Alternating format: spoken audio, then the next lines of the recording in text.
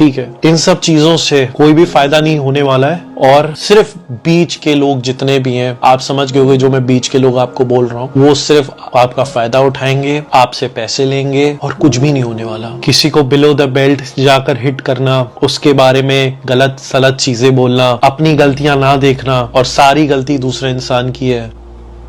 But ठीक है, कोई बात नहीं। मैं सिर्फ इतना कहूंगा हमारे favourite couple that glam couple अब सेपरेशन होने की बात हो रही है और दोनों अब अलग होने वाले हैं और दोनों साथ में अब नहीं रहते हैं, अलग अलग रह रहे हैं।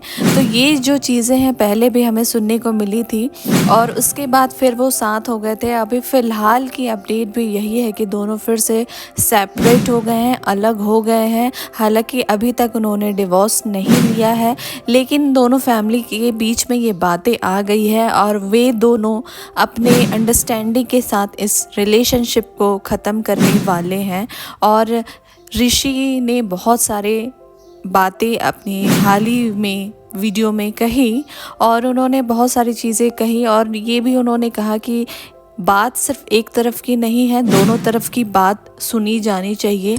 हमेशा लड़कों को गलत साबित कर दिया जाता है, लेकिन दोनों तरफ की बातों को सुनना बहुत ज़्यादा ज़रूरी है। मैं ये वीडियो नहीं बनाना चाहता था और मैं ये चीज़ें नहीं शेयर करना चाहता था, लेकिन बातें जो है अब उनकी फैमिली के ऊपर आ गई है, इसलिए वे अब चुप नहीं रहेंगे। हालांकि सारी एलिगेशन जो है ऋषि ने लगाए उनकी वाइफ की तरफ से, हिमांशी की तरफ से कुछ भी ऐसा वीडियो उन्होंने नहीं पोस्ट किया, ना ही ऐसी कुछ बातें उन्होंने शेयर की, ना ही कुछ इस टाइप का स्टेप उन्होंने लिया। तो क्या बात है दोनों के बीच में, फ़िलहाल तो अभी बहुत ही ज़्यादा सस्पेंस बनी हुई है। पर्सनली तो हम उन दोनों को नहीं जानते हैं, हमने जितना देखा है उनके व्लॉग्स के थ्रू देखा है, व्लॉग्स के थ्रू जाना है।